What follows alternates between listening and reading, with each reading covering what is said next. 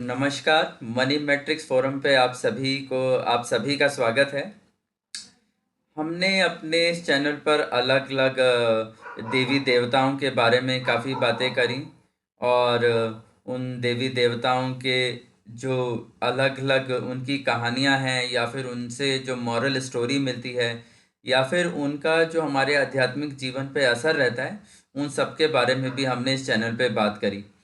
आज हम एक और विषय उठाने वाले हैं और इस ये विषय जो है यह है सुंदरकांड है।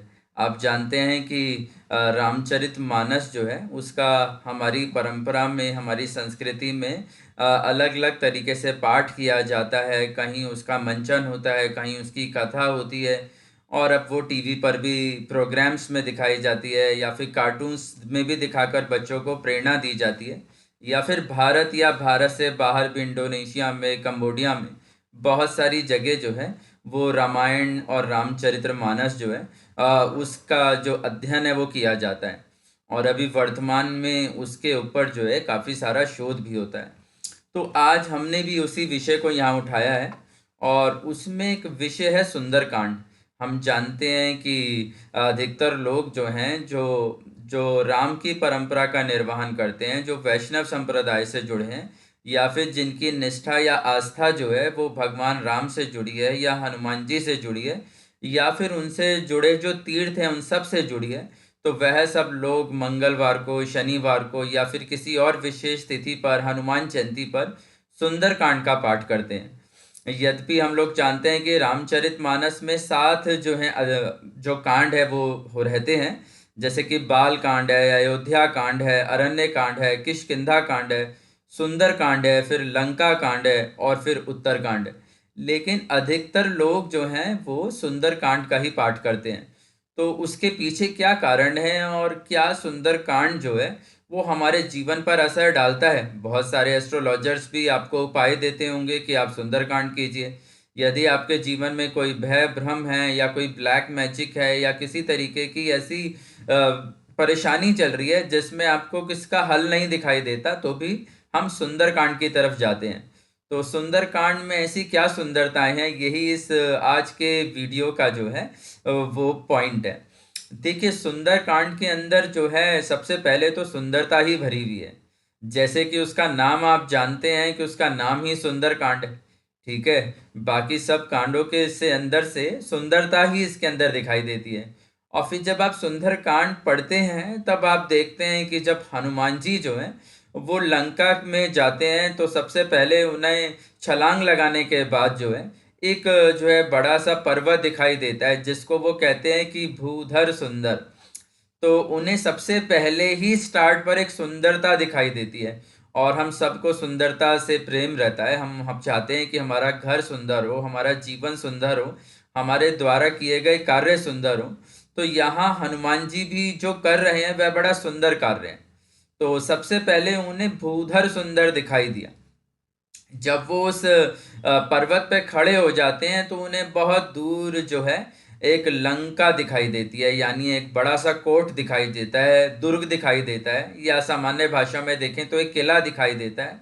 तो हनुमान जी कहते हैं कि आयतन सुंदर, यानी कि जो भवन है वो देखने में कितना सुंदर दिखाई देता है, क्योंकि हम जानते हैं कि उसकी जो उसका जो दिखावा दिखाई देता था वो स्वर्णिम दिखाई देता था। उसकी जो छवि दिखाई देती थी वो बड़ी स्वर्णिम दिखाई देती थी। तो आज भी कोई आप किसी एरिया में जाते हैं, किसी कॉलोनी में जाते हैं, तो आपको अगर कोई आलीशान सा घर दिखाई देता है तो आप कहते हैं अरे वाह कितना सुंदर घर है। तो ऐसे ही हनुमान जी को जो है वहाँ सुंदर कोट दिखाई दिया।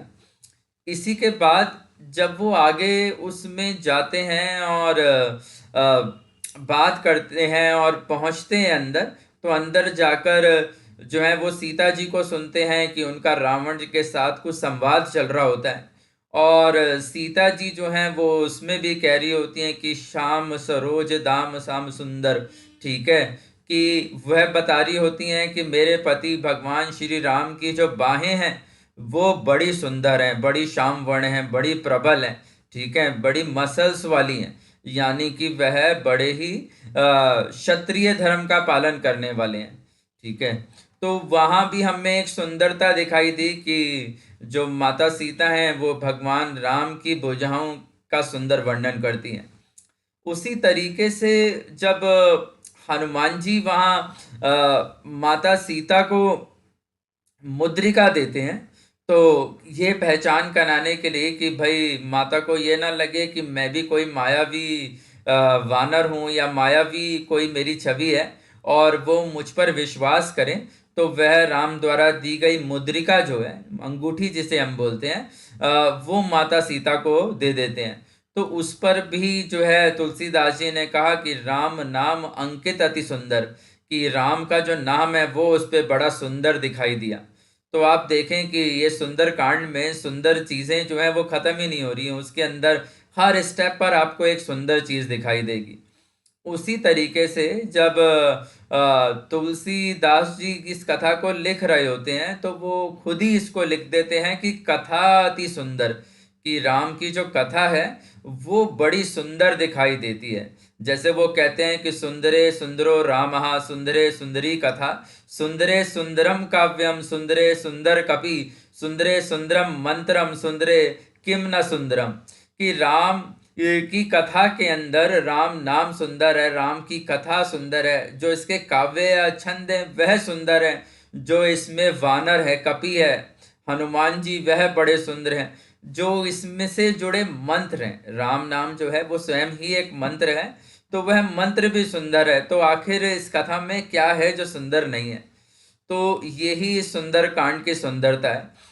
इसी तरीके से जो है आगे जब लंका के दरबार में जाते हैं, तो हनुमान जी जो हैं बड़ी चतुराई के साथ जो है राम का वर्णन करते हैं, और रावण को उसका संदेश देते हैं, और समझते हैं कि उन्हें जिस कार्य के लिए भेजा गया वो कार्य उन्हें कैसे पूर्ण करना है, उसके पीछे की क्या प्लानिंग होनी चाहिए, क्या उसका मैसेज होना चाहिए। तो यहाँ तुलसीदास जी कहते हैं कि नीति अति सुंदर, यानी कि यहाँ हमें नीति भी दिखाई देती है कि जब हम एक युद्ध लड़ते हैं तो उसके पीछे कुछ प्लानिंग्स रहती हैं, तभी जाके वो युद्ध जो है वो लड़ा जाता है। तो यहाँ वो हनुमान जी को प्रेज करते हैं कि अरे भाई, हनुमान जी की नीति बड़ी सुंदर है, और इसी तरीके से जो है इसका नाम ही सुंदर कांड है। तो आप देखें तो यहाँ 9 शब्द हमें दिखाई दिए कि जो सुंदरता से जुड़े हैं।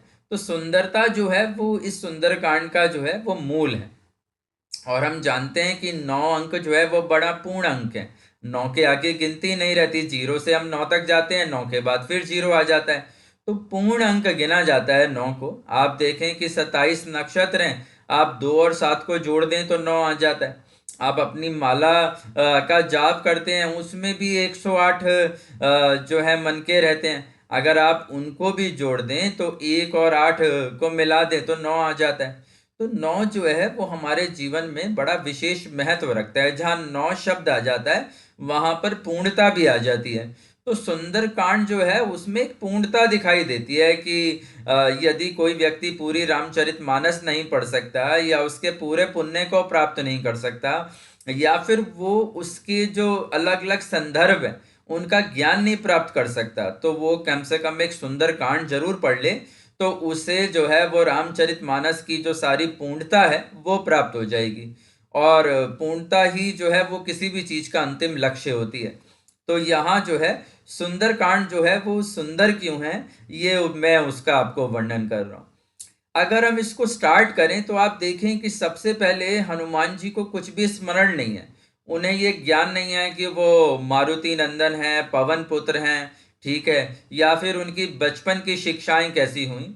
तो जामवंत जी जो हैं वो बड़े वृद्ध हैं और बड़े ज्ञानवान हैं, और वो उन्हें समझाते हैं कि अरे भाई, तुम तो बड़े ही हाईली एनर्जेटिक हो, तुम्हारा तो ब्रेन बड़ा शार्प है, और तुम्हारी एनर्जी बड़ी स्ट्रांग है, तुम बहुत कॉम्पिटिटिव हो, तुमने तो बचपन से ही ऐसी ऐसी चीजें करी हैं जो बड़े एबनॉर्मल रहती हैं। असामान्यतः जो है यदि कोई एक काम भी कर ले तो हम मानते हैं कि अरे तो बड़ा ही जो है बलवान पुरुष है या फिर ज्ञानवान पुरुष है।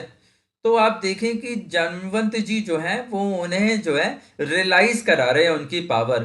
तो सामान्यतः जो है हमारे माता पिता भी ऐसा ही काम करते हैं, यदि हमारे जो हैं अपने मित्र होते हैं जो हमारे लिए पॉजिटिव सोचते हैं, वो भी हमें रियलाइज कराते हैं। देखिए, जो आपके विपरीत है वो हमेशा आपको कमजोर ही गिनाएगा कि भैया तुम बहुत कमजोर हो, तुमसे ये नहीं हो पाएगा। सामने वाले व्यक्ति को देखो, वह कितना शक्तिशाली है या कितना ज्ञानवान है या कितना सामर्थ्यवान है, या उसकी तो सरकार में या फिर राज्य में या शासन में कितनी चलती है।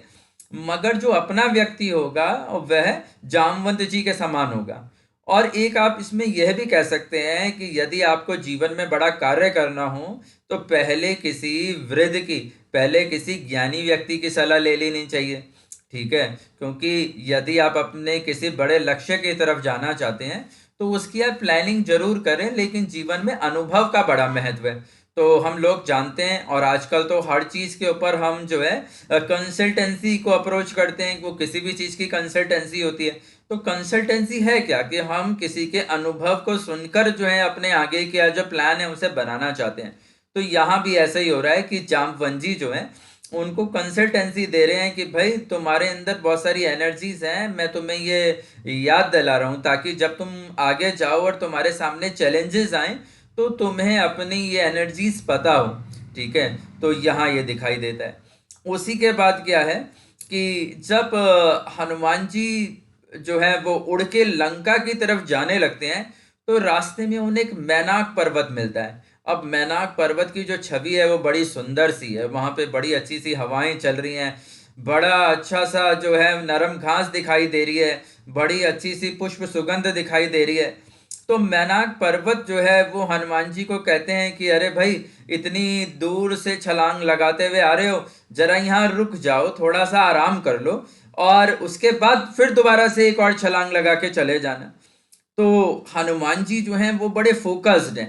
ठीक है, उन्होंने सोचा कि नहीं, मुझे ऐसा नहीं करना, क्योंकि मैं यदि पहले ही स्टेप पर ऐसा सोचूंगा कि अरे चलो अभी तो स्टार्ट किया है और अभी तो बहुत समय बाकी है तो आराम कर लेते हैं, तो वो फोकस जो है वो उनका उनके लक्ष्य से हट जाएगा।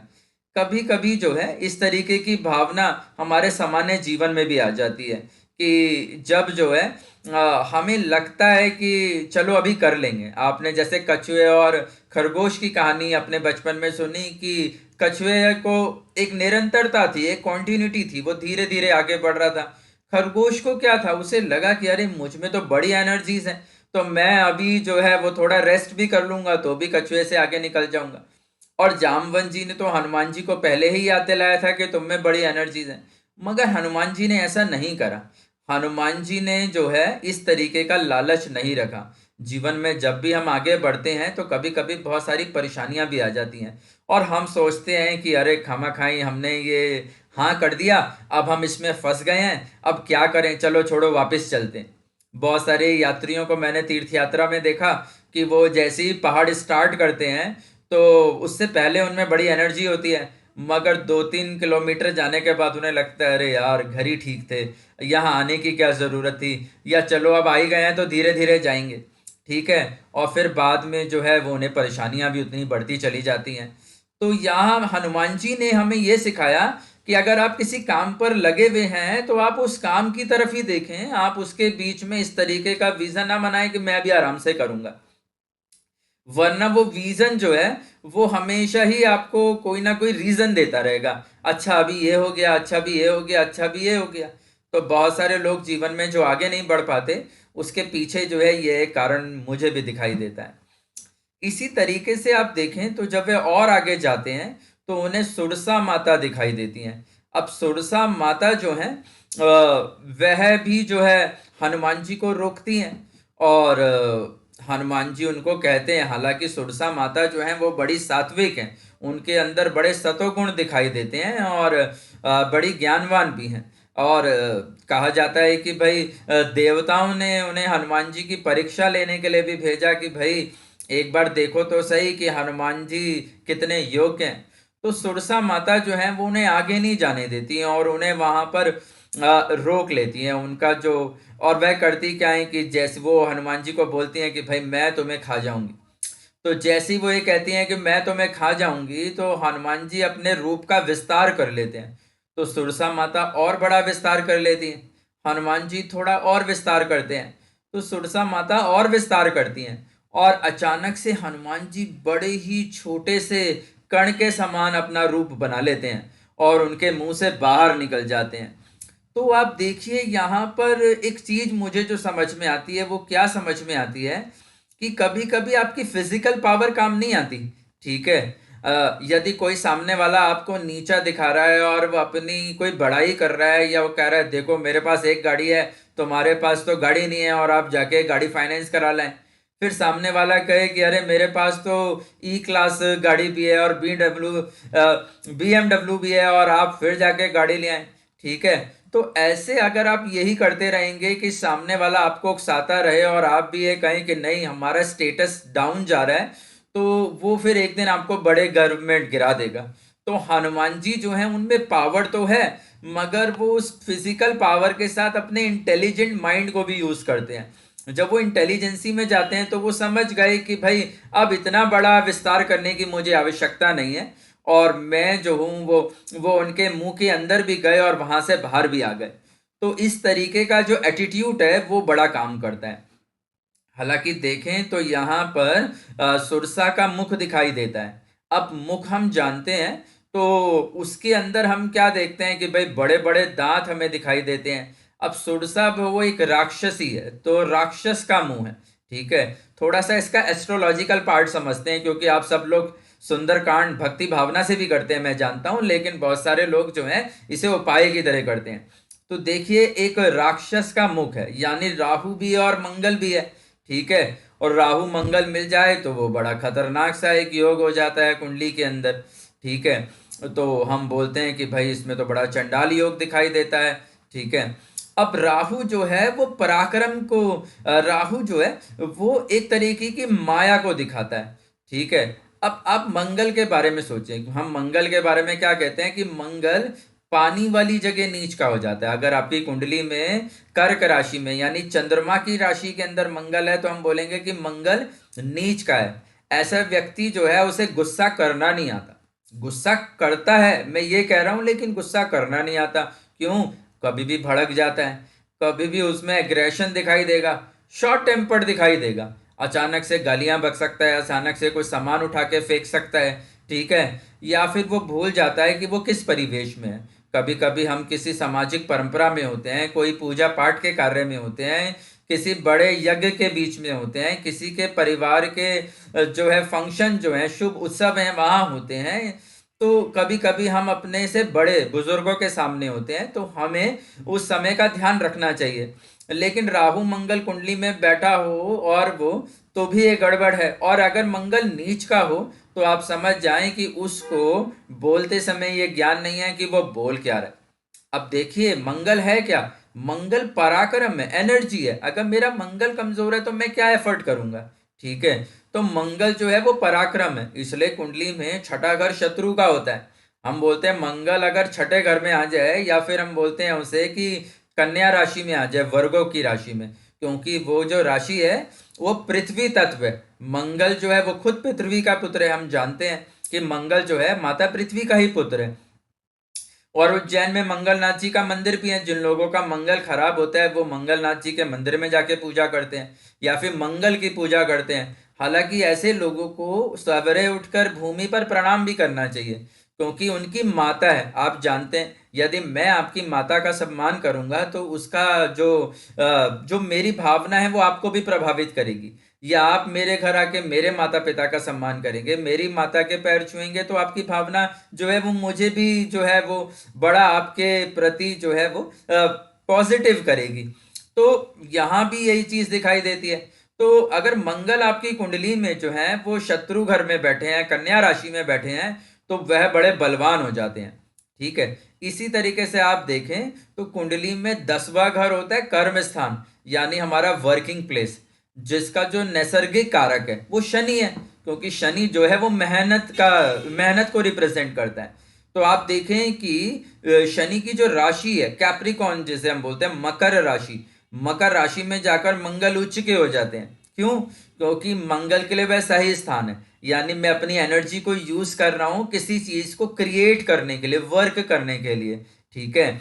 तो बड़े सारे लोग आपको ऐसे इंडस्ट्रियलिस्ट मिलेंगे जो बड़ी मेहनत करते हैं। ऐसे बहुत सारे लोग मिलेंगे जो दिन में 10 घंटे 12 घंटे तक पढ़ाई कर सकते हैं, अपने प्रोफेशन को टाइम दे सकते हैं, एक जगह बैठते हैं, क्योंकि पृथ्वी तत्व स्टेबिलिटी है। पानी पे आप देखते हैं कि चीजें हिलती रहती हैं। ठीक है, तो मंगल यहाँ पर बड़ी वैल्यू रखता है। तो राहु और मंगल का जो कॉम्बिनेशन है वह वो भी हमें यहाँ पर दिखाई दिया। मगर हनुमान जी ने आप देखें तो अपनी शक्ति का प्रयोग करा, इम्पल्सिव नहीं हुए, एग्रेसिव नहीं हुए, शॉर्ट टेम्पर्ड नहीं हुए। उन्होंने अपना जो है पर्पस नहीं उन्होंने छोड़ा कि नहीं, उन्होंने अपना टाइम वेस्ट नहीं करा। तो सुरसा माता का जो इंसिडेंट है वो भी हमें यहाँ पर दिखाई देता है। इसी तरीके से हम और आगे चलें तो हमें और भी वहां पर अलग अलग दैत्य जो हैं वो दिखाई देंगे। जैसे जैसे आप उसके बाद देखें तो उन्हें रास्ते में सिंहिका दिखाई देती है।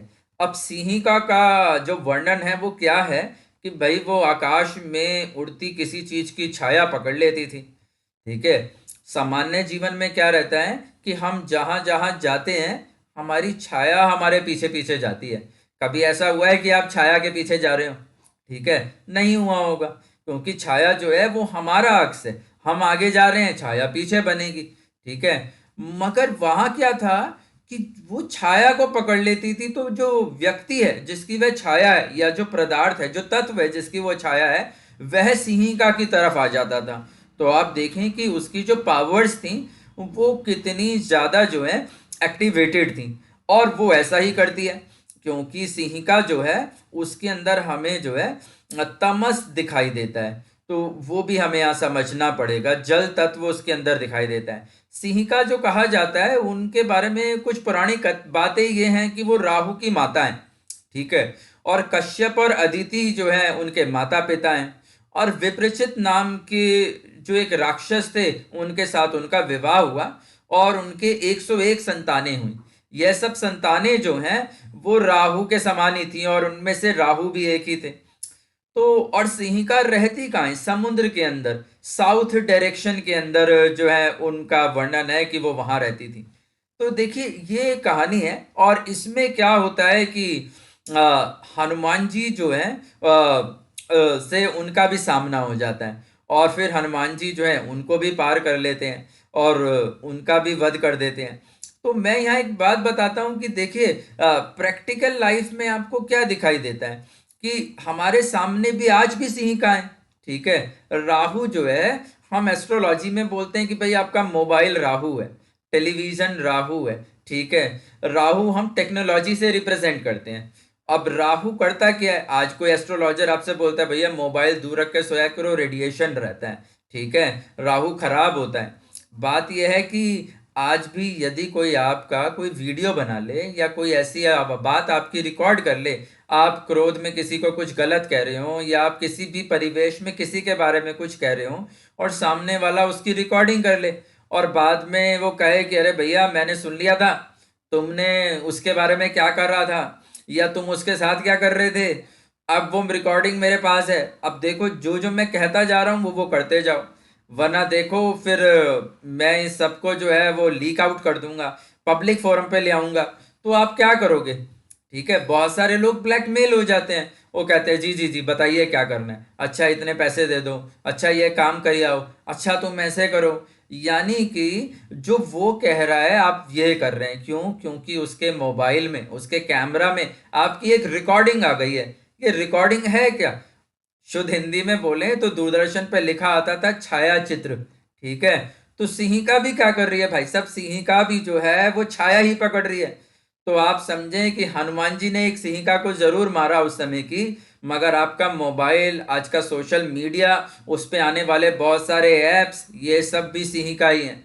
तो ध्यान रखें कि आप किसी के बारे में कुछ ऐसा ना कहें जो शब्द आपको बाद में किसी भी तरीके से ब्लैकमेल कर सकते हो।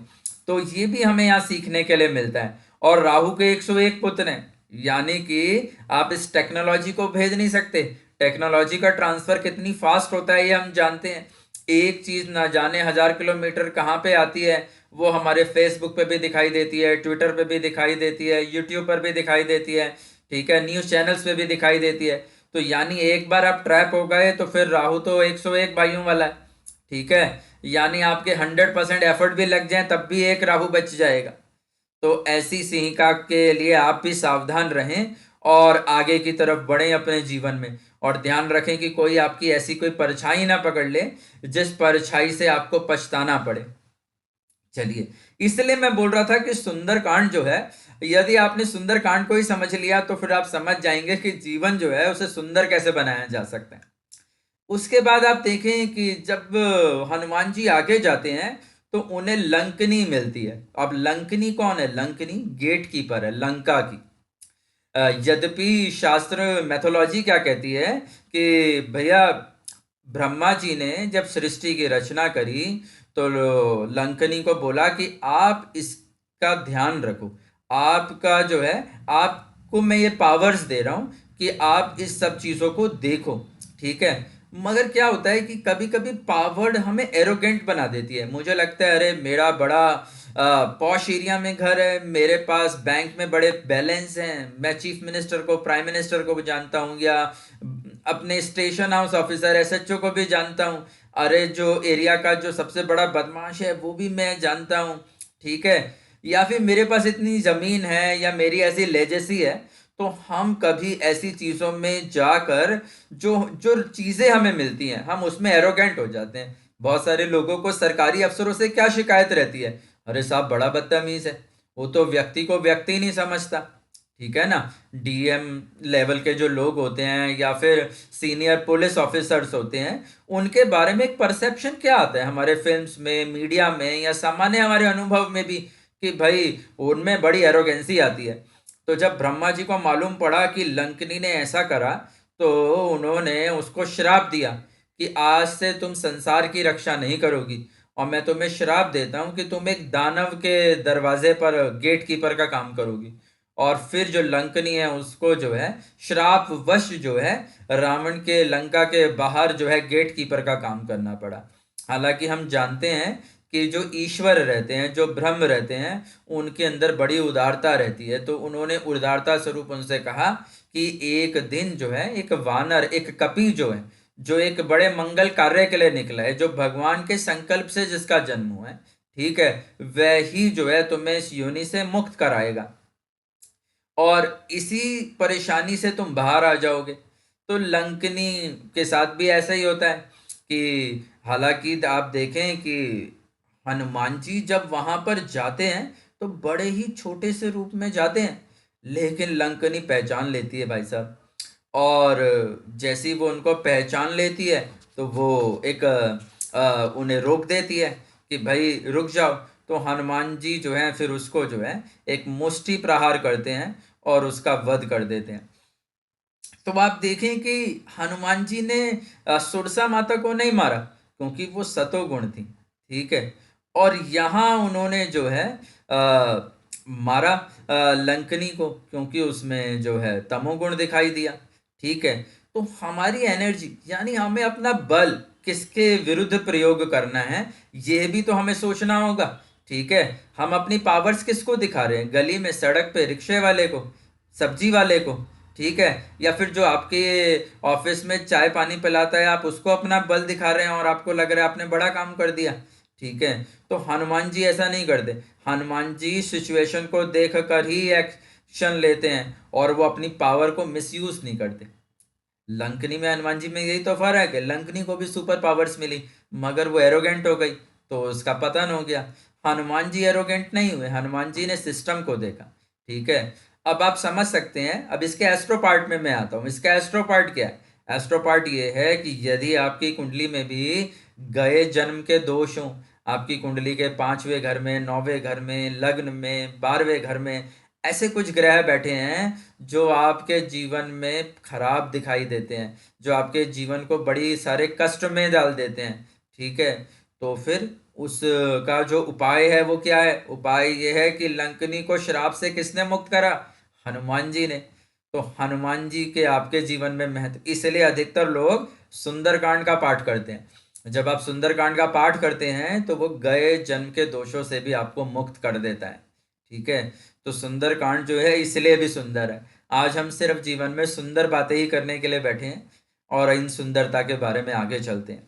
इसी तरीके से आप देखें कि जब हनुमान जी जो हैं वो लंका में गए, अब लंका जो है वो शत्रु का घर है, यानी मैं कैसे सिचुएशन में हूं जहां मैं कुछ नहीं जानता, ठीक है, और मैं ट्रैप हो सकता हूं। मैं आ तो गया हूं, लेकिन मुझे समझ में नहीं आ रहा कि भाई कहाँ से स्टार्ट करूं।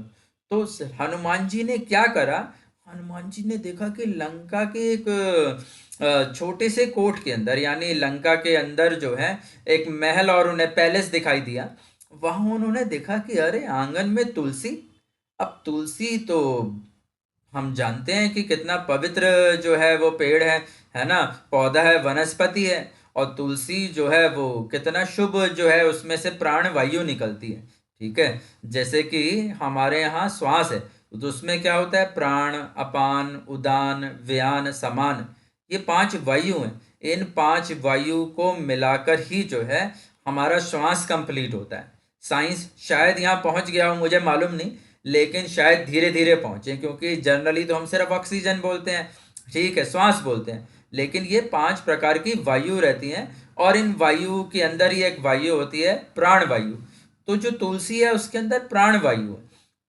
अब हनुमान जी देखते हैं कि तुलसी, तो उन्हें नहीं लगता है कि यानी कोई तो ऐसा व्यक्ति है जिसके अंदर बड़ी श्रद्धा निष्ठा है, जो अभी भी धर्म परंपरा का निर्वाह करता है। तो आप देखें कि जब आप किसी चीज में जाते हैं, जब आप किसी काम में फोकस करते हैं, जब आप कोई प्लानिंग करते हैं, तो उसमें छोटी छोटी डिटेल्स कलेक्ट करना भी कितना जरूरी है ना।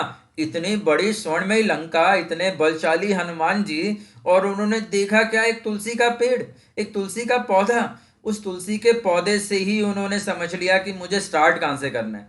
तो बड़े गोल को करते समय छोटी चीजों पर ध्यान जरूर दें, है ना, अटेंशन जरूर दें, ठीक है। या फिर हम कह सकते हैं कि लॉजिकली सोचें, क्योंकि हनुमान जी ने यहाँ पर लॉजिकली सोचा कि अरे तुलसी है तो कुछ ना कुछ तो ऐसा है जो मेरा फेवर कर सकता है। फिर क्या होता है, जब वो वहां पहुंचते हैं तो उन्हें मालूम पड़ता है कि यहाँ तो विभीषण रहते हैं, जो राम भक्त हैं, और राक्षस राज रावण जो है उनके भाई भी हैं, ठीक है।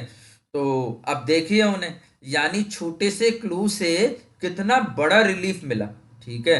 मतलब एक विभीषण को मिल जाना, जब हम जीवन में स्ट्रगल कर रहे होते हैं तो हमें ऐसा कोई व्यक्ति मिल जाता है। आप ट्रैवल कर रहे हो और फॉरेन में हो और अचानक से आपको इंडियन मिल जाए, आपकी कास्ट का कोई बंदा मिल जाए, बोले अरे जैन साहब आप भी जैन हैं, अरे अग्रवाल साहब आप भी अग्रवाल हैं, अरे शर्मा जी आप भी शर्मा जी, तो आपको सबसे पहले लगेगा कि अरे भाई अब मैं अपने किसी बंदे के साथ आ गया।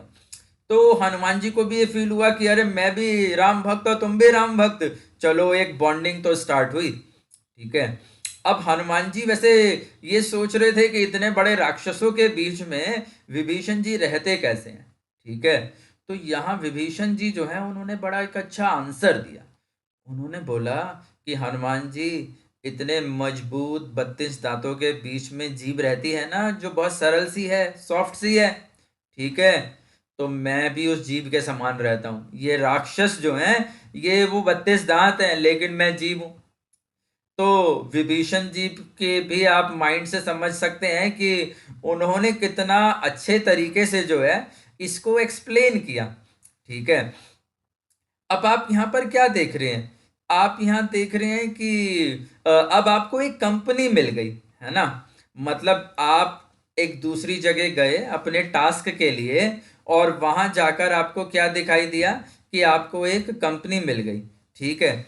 और अब क्या चीज है, इससे फायदा क्या होगा, इससे फायदा ये होगा कि अब आप सही रास्ते पर आ जाएंगे, आपको मिसलीड नहीं होना पड़ेगा, ठीक है। अगर आप वो छोटा क्लू नहीं देखते तो आप भटक जाते, है ना। अब बाहर जाते आपको कोई अच्छा होटल नहीं मिल रहा था, आपको अच्छी चीजें नहीं मिल रही थी, या आप बिजनेस के किसी प्रपोजल में थे, मीटिंग में थे, और आपको कुछ समझ में नहीं आ रहा था, लेकिन एक छोटी सी बात से आपका किसी से कांटेक्ट हुआ और उसने आपको गाइड कर दिया। तो यहाँ यही हुआ। देखिए विभीषण जी के बारे में मैं एक बात और बताता हूँ आपको, वो ये है कि जब रामचंद्र जी, थोड़ा आगे की तरफ बताते हैं एक संदर्भ के लिए सिर्फ, कि अभी रामचंद्र जी बहुत सोच रहे थे कि भाई इतना युद्ध हो गया, और ये रावण तो मरता ही नहीं है, पता नहीं कितनी एनर्जी है, बार बार जीवित हो जाता है। तो होता क्या है कि वहां पर अगस्त मुनि आते हैं, और देवताओं के कहने पर आते हैं तो वो राम जी को कहते हैं कि अरे आप आदित्य हृदय स्तोत्र का जाप करो, क्योंकि आप सूर्यवंशी हो। अब सूर्यवंशी हो तो आप सूर्य का स्मरण करो, आदि देव है ना। सारा जगत जो है वो सूर्य की परंपरा से ही तो है, यदि सूर्य ना हो तो कुछ नहीं होगा।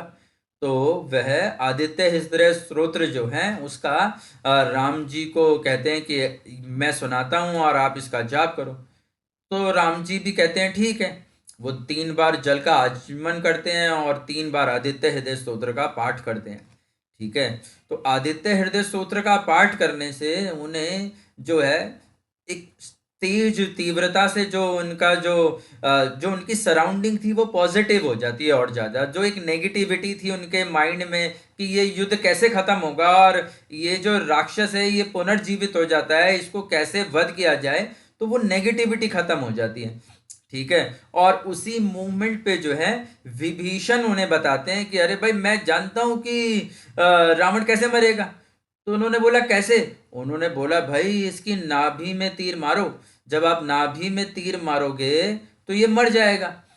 तो राम जी बोलते हैं कि अरे भाई इतने दिन से क्यों नहीं बोला। तो उन्होंने बोला कि मुझे इस बात की चेतना नहीं थी। ठीक है। यानी कि आदित्य हृदय स्तोत्र जो है वो कितना पावरफुल है। आप देखिए कि जिनके लग्न में भी सूर्य, मैं कुंडली से भी थोड़ी बात करता हूँ, एस्ट्रोलॉजी से भी, कि जिनके लग्न में सूर्य होता है ना उनका माथा बड़ा चौड़ा होता है। ठीक है। तो उनके ललाट पर आपको तेज दिखाई देगा। ठीक है। और जैसे राम जी हैं, ठीक है, उनके घर में भी आप देखें तो स्त्री को कुछ ना कुछ कष्ट रहेगा। ठीक है। या वह स्वयं ही स्त्री के मारे दुखी रहेंगे। तो राम जी को भी आपने देखा कि उनकी स्त्री को कष्ट रहा। कहाँ वैदेही जो है वो जनक से अयोध्या पहुंच गई, फिर अयोध्या से उन्हें क्या मालूम था कि मुझे वनवास में जाना पड़ेगा, फिर वनवास से क्या मालूम पड़ा कि लंका तक जाना पड़ेगा। यानी कि सूर्य यदि लग्न में हो तो कई बार घर की स्त्री को कष्ट रहता है।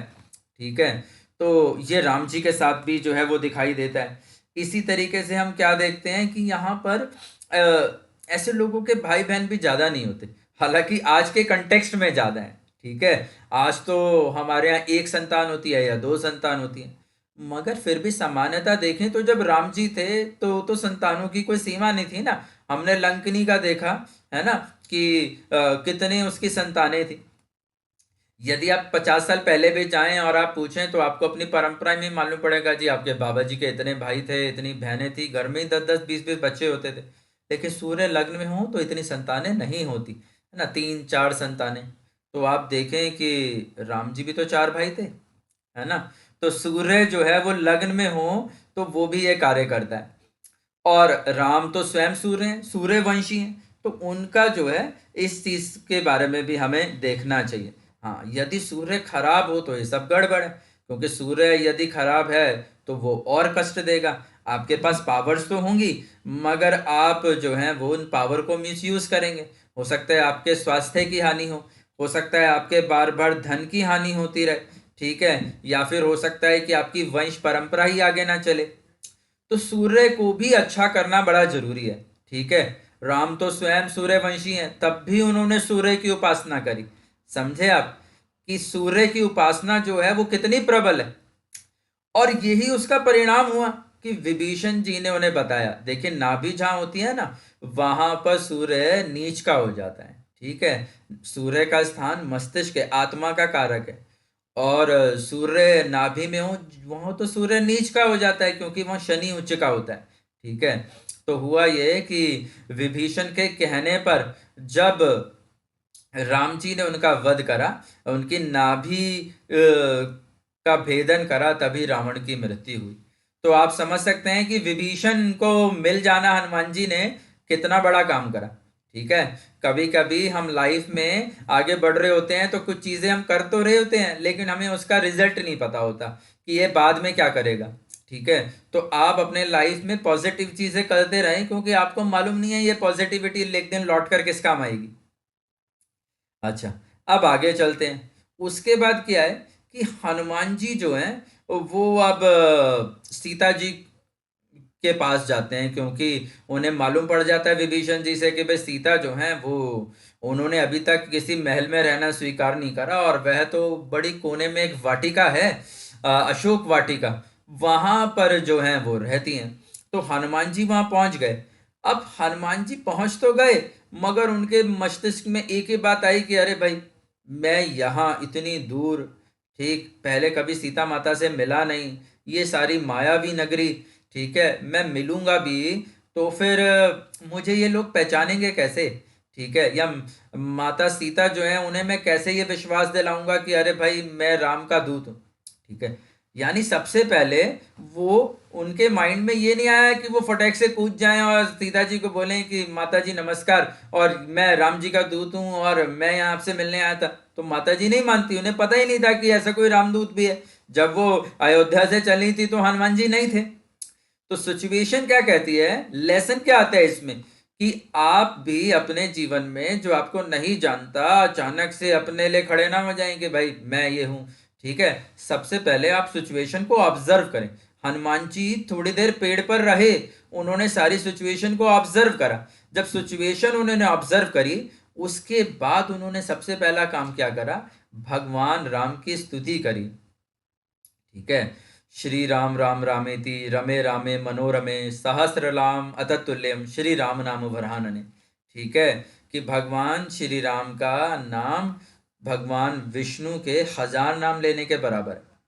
तो उन्होंने जब इस तरीके से स्तुति करी राम जी की, तो सीता जी को लगा कि अरे, यहाँ ऐसा कौन है जो मेरे अतिरिक्त राम की उपासना कर रहा है या राम का जाप कर रहा है, ठीक है। तो इन दोनों चीज़ों की बड़ी वैल्यू थी। तो थोड़ा सीता जी को कॉन्फिडेंस आया, यानी उन्होंने अपना एक छोटा सा इंट्रोडक्शन दिया। तो आप भी जब कहीं जाते हैं तो पहले उस सिचुएशन के अंदर अपने आप को सामने वाले के साथ कंफर्टेबल बनाएं, ठीक है। हम जानते भी हैं, जैसे हम किसी के साथ कंफर्टेबल होते हैं तभी हमारे रिलेशनशिप डेवलप होते हैं, ठीक है। आप बहुत अच्छे हो सकते हैं, सामने वाला बहुत अच्छा हो सकता है, लेकिन कंफर्टेबल हुए बिना आप दोनों के बीच में बॉन्डिंग नहीं आएगी, ठीक है।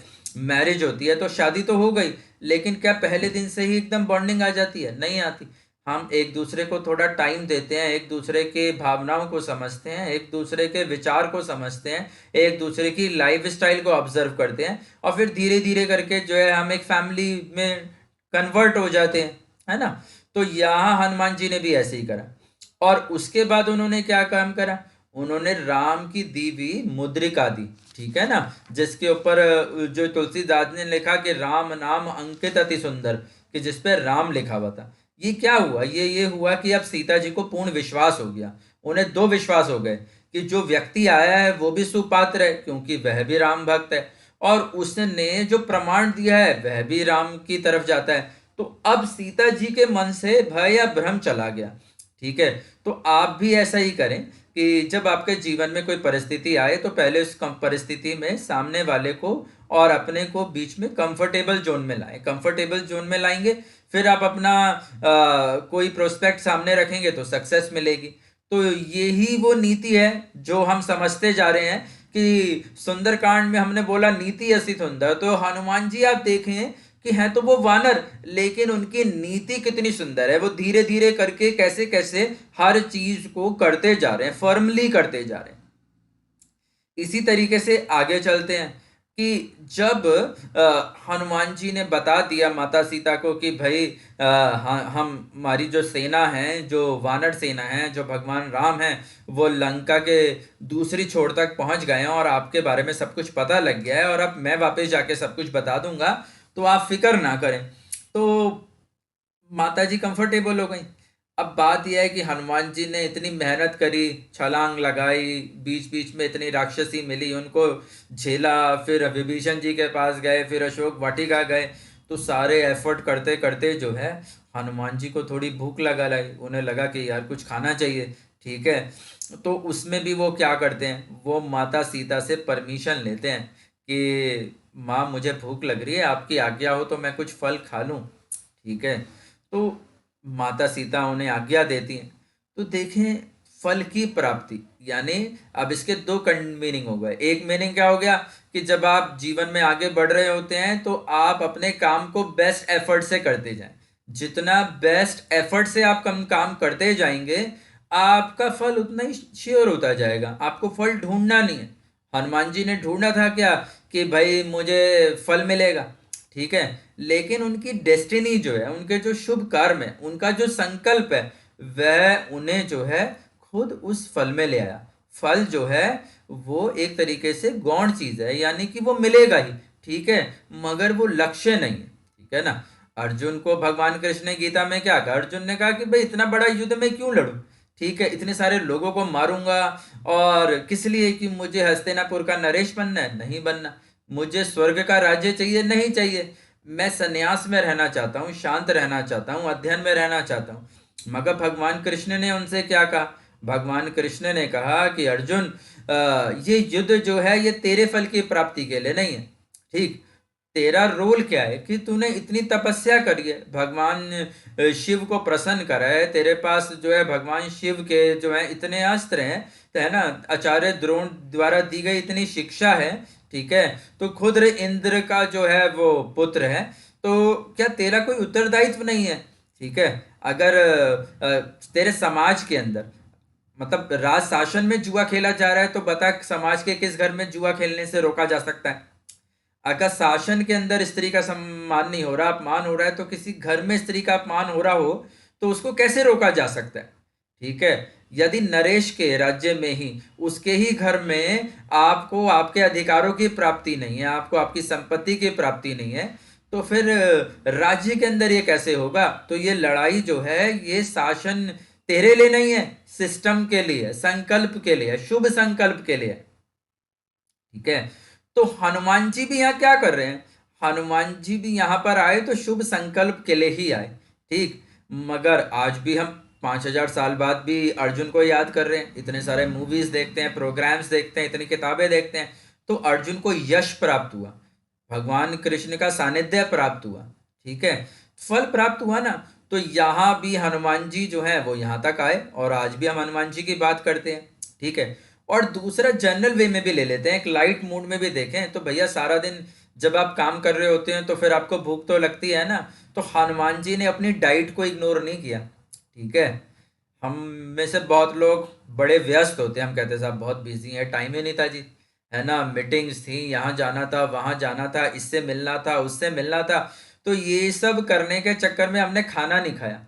तो भाई हनुमान जी से ही थोड़ा सीखो कि खाना जो है वो टाइम पर खाओ, ठीक है। अपना जो फूड हैबिट है उसको खराब मत करो, अपनी एनर्जी को रिस्टोर करो। तो हनुमान जी यहाँ पर अपनी एनर्जी को रिस्टोर कर रहे हैं, मेंटली भी और फिजिकली भी, ठीक है। थोड़ा रिलैक्स है, आराम से बैठे हैं, फल खा रहे हैं, रिलैक्स हैं, आधा काम कर दिया है, आधा काम बाकी है। तो उन्होंने वेस्टफुल रेस्ट नहीं करा मैनाक पर्वत पे, उन्होंने वहां रेस्ट करना जा जरूरी है। जब आप ट्रैवल कर रहे होते हो तो आपको ये ध्यान में रखना चाहिए कि मुझे कितना बड़ा ट्रैवल करना है और रेस्ट करना है तो कहाँ करना है। तो हनुमान जी को मालूम था कि उनके ट्रैवल में कहाँ हॉल्टिंग पॉइंट है, ठीक है ना। तो अपनी ट्रैवल में भी ये आपको पता होना चाहिए कि मेरे को कितना कार्य करने के बाद रेस्ट कर लेना है। तो हनुमान जी ने यहाँ पे रेस्ट भी लिया, फूड भी लिया, री एनर्जी गेन करा। चले आगे चलते हैं, इसके बाद हमें क्या दिखाई देता है। अब आप इसमें जैसे और आगे भी देखें तो जब अक्षय कुमार का वध हो जाता है और मेघनाथ आता है हनुमान जी को पकड़ने, तो वो हनुमान जी के ऊपर सीधा ब्रह्मास्त्र छोड़ देता है, ठीक है।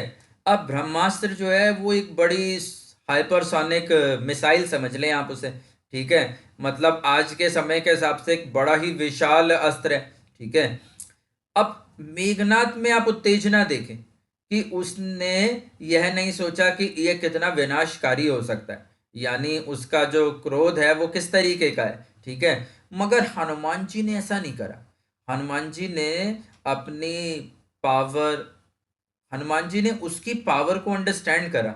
हनुमान जी समझ गए कि भैया ये तो बड़ा पावरफुल बंदा है, सीधा ब्रह्मास्त्र चला रहा है। तो हनुमान जी ने अपने को ना शो ऑफ नहीं करा, ये नहीं कहा कि अरे मैं तो अभी तेरी इस पावर का भी काम कर दूंगा, फिक्र मत कर, ठीक है। तो ये भी हमें वहां सीखने के लिए मिलता है, ठीक है, कि लाइफ में कभी कभी यदि सामने से कोई चैलेंज फेस करना पड़े और हमें मिले कि सामने वाला हमसे ज्यादा पावरफुल है, नॉलेज में भी पावरफुल हो सकता है, तो हमें उसको रिस्पेक्ट देनी चाहिए। एटीट्यूड खराब हो सकता है, कई बार हो सकता है कि आपके ऑफिस में आपके बॉस का एटीट्यूड खराब हो, लेकिन आप देखें कि अरे बॉस का एटीट्यूड तो खराब है लेकिन इंटेलिजेंट है, हार्ड वर्किंग है, ठीक है, एफर्टिव है, वो एक स्ट्रगल कर कर अचीवमेंट के पोजीशन तक पहुंचा है। ठीक है, तो हनुमान जी ने रिस्पेक्ट दी और सरेंडर कर दिया, तो उसका हनुमान जी को भी एक फायदा मिला कि कुछ नुकसान नहीं हुआ। ठीक है, तो हमें भी अपने जीवन में जब ऐसी परिस्थिति आ जाए और हमें लगे कि सामने वाला जो है उसका बल हमसे अधिक है, बुद्धि के अंदर अधिक है या फिर संपर्क में अधिक है, तो उस समय आप एकदम से उतावले ना हो। ये ना कहे कि अरे ले मैं अभी इसका ये सब करता हूँ, क्योंकि आपको उसकी शक्ति ही नहीं पता। तो तुरंत आप शांत हो जाएं। ठीक है, बहुत सारे मैंने केसेस देखा है, अभी किसी से झगड़ा हो जाता है, वो भी केस कर देता है, वो भी केस कर देता है। ठीक है, या फिर आप बड़ी सिचुएशन में ट्रैप हो जाते हैं, तो उन ट्रैप के अंदर आप सोचें, यदि सामने वाले ने अचानक से कुछ ऐसा करा जिसका आपको अनुमान नहीं था, तो आपको अनुमान नहीं था, ठीक है, आपको अनुमान नहीं था, तो आपका रिएक्शन भी अभी नहीं होना चाहिए, क्योंकि पहले आपको अनुमान लगा लेना चाहिए। तो हनुमान जी ने यहाँ पर यही करा। ठीक है, उन्होंने कहा ठीक है कि आप मुझे बांधना चाहते हैं बांध लें, आप मेरे खिलाफ कोई केस करना चाहते हैं, मुझे अदालत में पेश करना चाहते हैं, सब पेश कर दें। ठीक, क्योंकि अभी मुझे पता ही नहीं कि आप कौन हो और अदालत क्या है और सिस्टम क्या है, यहाँ का प्रोविज़न क्या है। तो कभी कभी जीवन में अगर आप किसी ऐसी विषम परिस्थिति में आ जाएं, तो सबसे पहले हनुमान जी की तरह ही अपने आप को जो है, अपनी एनर्जीज को यूज़ ना करें, पहले सरेंडर कर दें। तो हनुमान जी की नीति हमें यहाँ भी दिखाई दे रही है। ठीक है, इसके बाद क्या है, इसके बाद हनुमान जी जो हैं वो लंका में प्रवेश करते हैं। ठीक है, लंका में प्रवेश करने के बाद क्या होता है, वो सामने देखते हैं कि भाई रावण बैठा है। ठीक, तो उन्हें समझ में आ जाता है कि भाई यही रावण है और ये इसकी विराट सभा है और यहाँ कितने ज्ञानी लोग हैं। ठीक है, तो हनुमान जी वहां पर जाकर अपने ज्ञान का प्रदर्शन करते हैं। मेघनाथ के सामने शक्ति प्रदर्शन नहीं करा, जहां सुनवाई हो सकती है वहां जाकर उन्होंने अपने ज्ञान का प्रदर्शन करा। तो लाइफ में एनर्जी जो है उसमें भी हमें देखना है कि फिजिकली एनर्जी यूज करनी है या मेंटल एनर्जी। ठीक है, तो हनुमान जी ने जहां फिजिकल यूज करना था वहां फिजिकल यूज करा, जहां मेंटल यूज करना था वहां मेंटल यूज करा। ठीक है, यदि आपके जीवन में सामने वाले व्यक्ति को आपको देखकर लगे कि भाई ये ज्ञानवान नहीं है या इसके अंदर कोई कंटेनमेंट नहीं है, ये समझने वाला व्यक्ति नहीं है, ऐसे व्यक्ति के सामने आप भाषण देके क्या करेंगे? ठीक, शक्ति से शक्ति प्रदर्शन करके भी क्या करेंगे? ठीक है, तो हनुमान जी ने मेघनाथ की तरफ कोई एफर्ट ही नहीं लगाया। उन्होंने एफर्ट कहाँ लगाया? उन्होंने एफर्ट लगाया रावण के दरबार में, वहां उन्होंने राम का मैसेज दिया। ठीक है, और आप देखें कि जब उन्हें सजा मिली कि भाई जाओ और इनकी पूंछ में आग लगा दी जाए। ठीक है, तो सिचुएशन कितनी पैनिक्ड है, आप कोर्ट केस के अंदर फंसे हुए हैं, आप किसी बैड सिचुएशन में फंसी हुई है और वर्डिक्ट भी आपके खिलाफ ही आ गया। ठीक है, अब आप कुछ नहीं कर सकते, क्योंकि अब तो आपने अपनी बुद्धि का प्रयोग कर लिया। अब आपके पास क्या रास्ता बचा? बल प्रयोग करने का। ठीक है, तो वहां बल प्रयोग करें। और हनुमान जी ने बल कैसे प्रयोग करा? उन्होंने इस तरीके से बल प्रयोग करा कि उन्होंने सबसे पहले सिचुएशन को फनी बना दिया कि अरे यार बस पूंछ में आग लगाने से आप खुश हो गए हो, लगा दो जी, आग लगा दो। ठीक है, यानी उन्होंने सामने वाले को कंफ्यूज कर दिया। जो वहां लोग थे वो इग्नोरेंट हो गए, ज्ञानी हो गए, अरे छोड़ो अब ये क्या कर लेगा, इनने तो हार ही मान ली। मेघनाथ इसे पकड़ लाए, ये यहाँ आ गया, हमने इसे सजा सुना दी, इसकी पूंछ में आग लगा दी, है ना, तो यानी ये तो मरा भाई है। तो यानी सबका ध्यान अब हनुमान जी की तरफ से हट गया। ठीक है, और हनुमान जी ने क्या करा? हनुमान जी ने उसी पूंछ से उस लंका के उन उन हिस्सों को क्षतिग्रस्त करा जो बड़े ही कूटनीति से प्रबल थे, यानी बड़ी स्ट्रेटेजिक लोकेशन थी कि जिन्हें युद्ध के समय पर जो है प्रयोग में लाया जा सकता था। तो आप देखें कि फोरसाइट विजन कितना स्ट्रांग है। मतलब हनुमान जी ने एक ही सिचुएशन को नेगेटिव से पॉजिटिव कर दिया। ठीक, एक नेगेटिव सिचुएशन थी, ट्रैप्ड थे, है ना, बड़े विक्षिप्त अवस्था में थे, पकड़े गए, सजा मिल गई, है ना, सजा हो भी गई, मगर उन्होंने नेगेटिव को पॉजिटिव में कन्वर्ट करा। उन्होंने वहां सबका ध्यान हटाया, उसके बाद वहां से बाहर निकले और सारी स्ट्रेटेजिक लोकेशंस को खराब कर दिया। ठीक है, ताकि जब युद्ध हुआ तो आप देखें कि लंका में चढ़ाई करना कितना सरल हो गया। तो हनुमान जी जो है ना, उनको इसीलिए इतना ज्ञानवान माना जाता है, या फिर सुंदरकांड जो है ना वो इसीलिए इतना सुंदर है क्योंकि वो आपके जीवन को सुंदर बना सकता है। आपको एक मैसेज देता है कि क्या किया जाए और क्या ना किया जाए। तो ये यहाँ हमें दिखाई देता है। उसके बाद क्या रहता है, उसके बाद आप देखें तो बहुत सारा काम जो है वो उन्होंने आसान कर दिया। ठीक है, हम जीवन में कुछ काम बाद के लिए छोड़ देते हैं। हनुमान जी ने बाद के लिए कुछ नहीं छोड़ा। उन्होंने नहीं सोचा कि इतनी बड़ी फौज लेके आएंगे तो इस महल को तोड़ेंगे।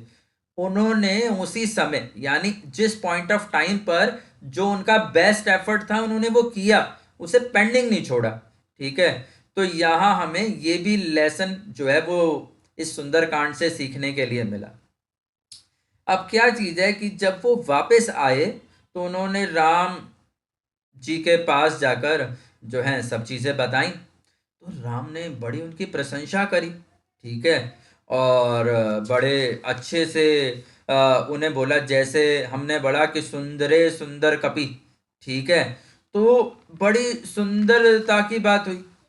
तो सबने बड़ी तारीफ करी, अरे हनुमान जी ने तो बहुत बड़ा काम कर दिया। ठीक है, तो ये जो बहुत बड़ा काम था वो किया हनुमान जी ने। मगर हनुमान जी ने यहाँ भी क्या करा, हनुमान जी ने यहाँ भी चतुराई का प्रयोग करा। हनुमान जी ने कहा कि अरे मैं तो सिर्फ करने गया था। ठीक है, लेकिन इसका श्रेय मुझे नहीं जा सकता, क्योंकि मैं तो आपके आशीर्वाद से गया। आप ही मेरे स्वामी हैं, आप ही की शक्ति को मैंने धारण कर रखा था, आप ही मेरे मन के अंदर चल रहे थे। ठीक है, जामवन जी जो है उनकी सलाह मुझे काम आई। ठीक है, तो उन्होंने क्या करा कि सिचुएशन का क्रेडिट जो है वो सबको दिया। ठीक है, हो सकता है किसी प्रोजेक्ट में आपका रोल इंपॉर्टेंट हो, लेकिन वो प्रोजेक्ट फेलियर भी तो हो सकता है। ठीक है, हो सकता, तो आपने ये नहीं करा कि नहीं नहीं आई, मतलब I am the core leader. ठीक है, या मैं ही सब कुछ हूँ। हनुमान जी ने बड़ी समझदारी से उसका क्रेडिट पूरी सिचुएशन में शेयर कर दिया। ठीक है, ताकि जो राजा है उसका भी स्वाभिमान जो है वो शांत रहे। ठीक, ईश्वर देखें तो ईश्वर की तरह उनकी आराधना हो जाए। जो फॉलोवर्स हैं उनका भी कॉन्फिडेंस अपने राजा में चले जाए कि देखो हनुमान जी ने राजा की भक्ति करी, शासन के सिस्टम को फॉलो करा, या फिर ईश्वर का स्मरण करा, तो कितने शक्तिशाली हैं। तो एक मॉरल रेसन क्रिएट करा और अपनी पूरी फोर्स को इंटीग्रेट कर दिया, एक जगह ले आए। ठीक है, तो जब भी आप किसी प्रोजेक्ट में काम करते हो तो आप भी उसके अंदर सबको प्रेज करें। ठीक है, चाहे उसके हेड्स हों चाहे आपके सबॉर्डिनेट्स हों, क्योंकि जब आप ये सब करेंगे तभी जाकर जो है जो एक यूनिटी आती है किसी काम को पूरा करने के लिए, वो आती है। अभी दूसरी तरफ देखें आप, दूसरी तरफ क्या हुआ। दूसरी तरफ ये हुआ कि जब रावण की सभा दोबारा लगी। ठीक है, तो रावण की सभा में जाने के बाद जो है सारे जो उसके गण थे वहां पर बैठे, जो उसके मंत्री थे, वो सब वहां इकट्ठे हुए। ठीक है, और वो जानते थे कि रावण तो बड़ा क्रुद्ध है। तो वो क्या करने लगे, अरे उन्होंने कहा कि महाराज देखो तो राम को, बंदरों को उठा लाया है यहाँ पर। ठीक है, तो क्या राम को ऐसा लगता है कि हम इतने प्रबल बलशाली, इतने तपस्वी गुणी ज्ञानी, और आप जैसे विद्वान साधक जो हैं और इतने बलशाली राजा को वानरों से हराया जा सकता है? तो यहाँ उन्होंने सिचुएशन के अंदर क्या करा, एक अपने जो राजा थे उसको सही सलाह नहीं दी। ठीक है, जो प्रेज करा तो वो उसकी ईगो को सेटिस्फाई करने के लिए करा। हनुमान जी ने प्रेजिंग करी राम की, मगर ईगो सेटिस्फेक्शन के लिए नहीं। ठीक है, एक एक इंटीग्रिटी क्रिएट करने के लिए, कन्विक्शन क्रिएट करने के लिए। ठीक है, मगर यहाँ रावण के मिनिस्टर्स क्या कर रहे हैं, तो आज भी हम देखते हैं बहुत सारे मंत्रियों के बहुत सारे चेले होते हैं। ऑफिस में आप देखें तो आपके बॉस के नीचे भी बहुत सारे चेले होंगे। ठीक है, लेकिन अगर बॉस भी उन चेलों को वैल्यू देने लगे और मंत्री और शासन भी ऐसे लोगों को वैल्यू देने लगे, तो फिर हम देखते हैं वो सरकार कितने दिन टिकती है। ठीक है, या फिर वो ऑफिस कितने दिन चल पाता है। तो यहाँ भी हमें ये चीज समझने के लिए मिली कि भैया हमें जो है जैसे कंसल्टेंसी किससे लेनी है ये बड़ा इंपॉर्टेंट है। ठीक है, अगर वही कंसल्टेंसी, जैसे हम बोलते हैं ना कि भैया लॉयर है, डॉक्टर है, ठीक है, तो वो हमारे लिए अच्छे ही होने चाहिए। अगर हमारे एडवाइजर अच्छे होंगे तभी हम जीवन में कुछ अच्छा कर पाएंगे, वरना फिर पतन निश्चित है ना। तो ये भी एक बड़ा इम्पोर्टेंट पॉइंट इसमें दिखाई देता है। जैसे कि मैं एक बात बताता हूँ कि और कई बार ऐसा भी होता है कि हम सही सलाह जो है उसको समझ नहीं पाते, ठीक है। तो यहाँ पर विश्वास की भी हमें बात दिखाई देती है। तो आप इस ये पूरे सुंदरकांड में आपको ये सब समझ में आया होगा कि किस तरह से जो है हनुमान जी जो है, ठीक है, उन्होंने पूरा का पूरा जो उनको टास्क दिया गया था उसे कैसे पूरा करा। इसलिए मैंने बोला कि सुंदरकांड इतना सुंदर है, वो हमें इसमें ही दिखाई देता है कि उसकी सुंदरता क्या है, ठीक है। तो आज इस सुंदरकांड का जो हमने ये सब सुना, मुझे उम्मीद है कि इससे आपको बड़ी प्रेरणा मिलेगी। इसके मैंने कुछ आपको एस्ट्रोलॉजिकल पार्ट्स भी समझाने की कोशिश करी, ठीक है, और कुछ आपको इसको लाइफ के मॉरल लेसन से भी जोड़ने की कोशिश करी। तो मेरी ऐसी भावना है कि जो कुछ मैंने कहा यह आपके जीवन में, आपके लाइफ के जो संदर्भ हैं, जो अलग अलग फील्ड है, ठीक है, वो ट्रैवलिंग हो, आपका बिजनेस हो, फाइनेंस हो, या आपकी लाइफ के बैड सिचुएशंस हो, उन सब में जरूर काम आए। तो आज के इस धर्म चर्चा को यहीं विराम देते हैं और आप सभी को जय श्री राम।